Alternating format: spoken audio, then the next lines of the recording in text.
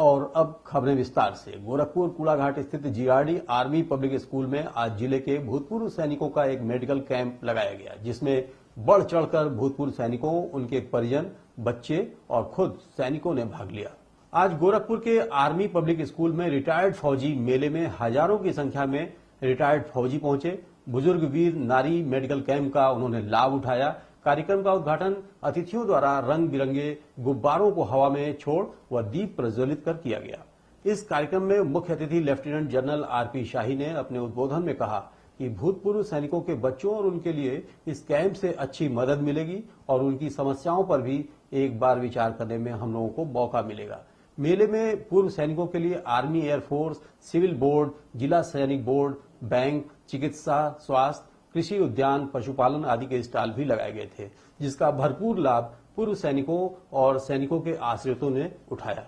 इस कार्यक्रम में मुख्य अतिथि लेफ्टिनेंट जनरल आरपी शाही ने अपने उद्बोधन में कहा कि भूतपूर्व सैनिकों के बच्चों और उनके लिए इस कैंप से अच्छी मदद मिलेगी और उनकी समस्याओं पर भी एक बार विचार करने में हम लोगों को मौका मिलेगा। आकर के इस भव्य समारोह को, जिसको हमने नाम रखा है वेटरन एंड वीर नारीज वेलफेयर एंड मेडिकल कैंप,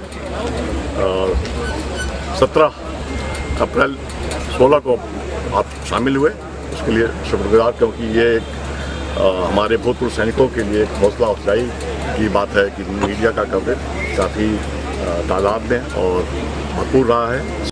मेले में पूर्व सैनिकों के लिए आर्मी, एयरफोर्स, सिविल बोर्ड, जिला सैनिक बोर्ड, बैंक, चिकित्सा, स्वास्थ्य, कृषि, उद्यान, पशुपालन आदि के स्टॉल भी लगाए गए थे, जिसका भरपूर लाभ पूर्व सैनिकों और सैनिकों के आश्रितों ने उठाया।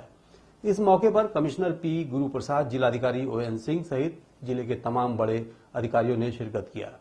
नहीं, ऐसा है कि सुनवाई देखिए, जो चीज कोर्ट में है वो कोर्ट का जो टाइम होगा, जो उसके ऊपर होगा, हाँ, जल्दी सुनवाई के लिए वो एप्लीकेशन दे सकते हैं कि अगर कोई केस चल रहा है, मुकदमा चल रहा है, तो वो कलेक्टर साहब के पास, अगर कलेक्टर के कोर्ट में है या एसडीएम के कोर्ट में है या उनके नीचे जो अथॉरिटी ऑफिसर है, तहसीलदार के पास है, उसको जरा जल्दी से जल्दी तारीख पड़ जाए उनको दे सकते हैं, और सिविल कोर्ट में भी दे सकते हैं कि ये हमारा हक है। गोरखपुर भारतीय जनता पार्टी अल्पसंख्यक मोर्चा के कार्यकर्ताओं द्वारा आज गोरखपुर के हजरत अली शाह नक्को बाबा के मजार पर चादरपोशी कर सदर सांसद महंत योगी आदित्यनाथ को उत्तर प्रदेश के 2017 आम चुनाव में भाजपा के मुख्यमंत्री कैंडिडेट बनाए जाने की मिन्नतें की।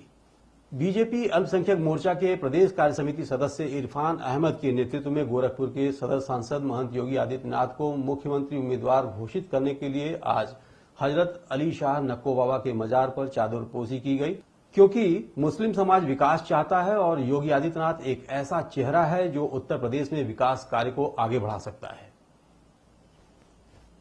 उत्तर प्रदेश के देवरिया जनपद के सदर कोतवाली थाना क्षेत्र के फुलवरिया करन गांव, जहां 7 दिन पहले 2 सगे भाइयों की एक मामूली विवाद में हत्या कर दी गई थी।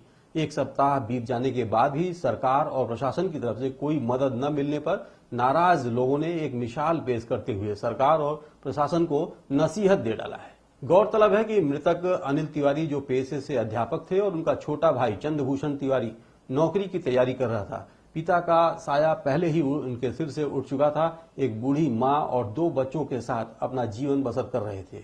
पड़ोस में एक मामूली विवाद को लेकर उनकी हत्या कर दी गई। आरोपियों को पुलिस ने गिरफ्तार कर जेल भेज दिया। इस पूरे परिवार के सामने आर्थिक संकट से उबरने का कोई रास्ता नहीं मिल रहा था। सरकार और प्रशासन की तरफ से कोई मदद न मिल पाने से आम जनता में आक्रोश था।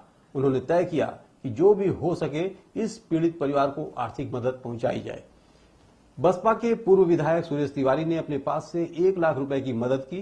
पूर्व बसपा विधायक सुरेश तिवारी ने कहा कि उनसे जो हो सका उन्होंने किया है। पूर्व विधायक की इस पहल पर लोग अपने आप को रोक नहीं पाए और जिनसे जो भी हो सका वह मदद करने के लिए आगे बढ़ा। वहीं चिकित्सा प्रकोष्ठ की तरफ से उन्हें स्मार्ट कार्ड दिया गया ताकि भविष्य में उन्हें किसी भी बीमारी से बचाव के लिए पैसे न खर्च करने पड़े।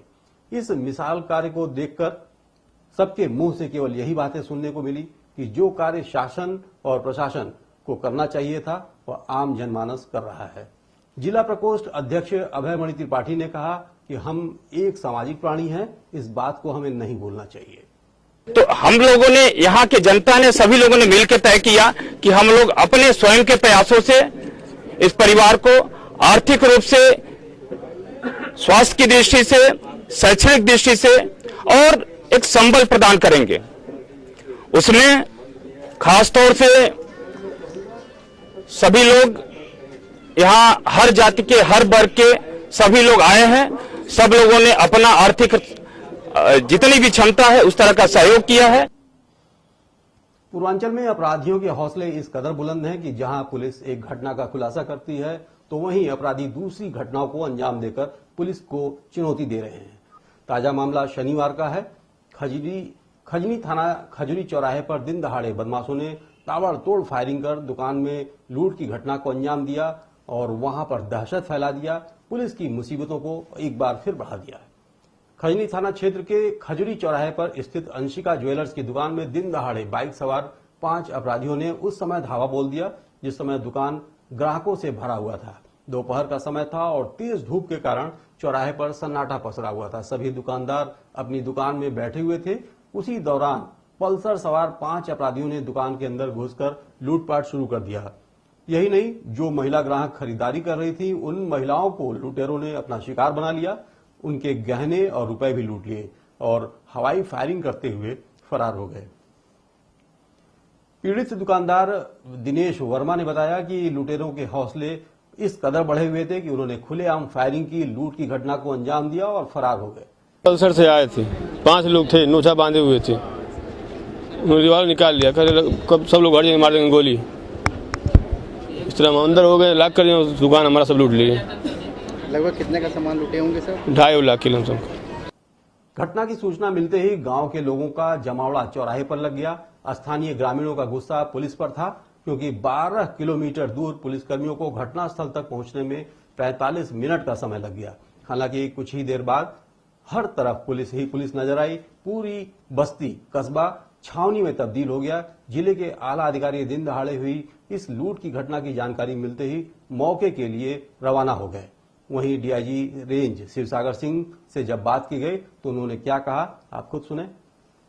दुर्गेश वर्मा हैं, इनकी सोना चांदी की दुकान है।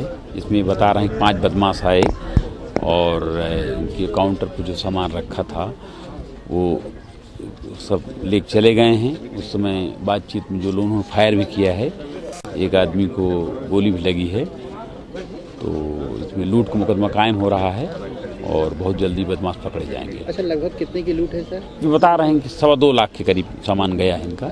और जिसको गोली लगी हुई है वो कौन है? क्या खतरे से बाहर है या खतरे में है? क्या वो तो खतरे से बाहर है, बता रहे हैं, भी जा रहे हैं, उसको देखते हैं। चल, तो ये थी अब तक की खबरें। शेष अगले अंक में फिर मिलेंगे। तब तक के लिए हमें दीजिए इजाजत। नमस्कार।